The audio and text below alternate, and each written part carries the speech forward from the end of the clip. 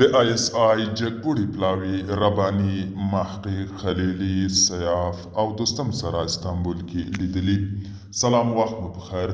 پام وکړئ د نن ورځې تازه خبر ته. راپورونه وایي د پاکستان د استخباراتي سازمان یا ISI یو جګپوړي پلاوي په استانبول کې له یو شمېر جهادي مشرانو سره لیدلي دي.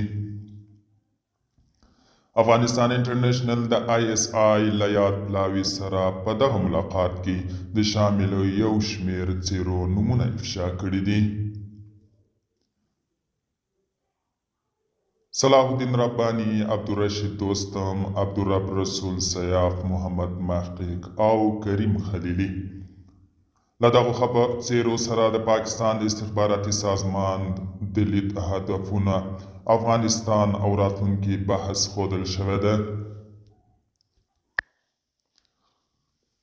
په اسلام آباد کې د یادو سیاسیونو لپاره د یو دفتر پرانیستل او همداراز د راتلونکي مبارزې لپاره له ISI سره شریکه همکاري د بحث اجنډا ښودل شوې ده.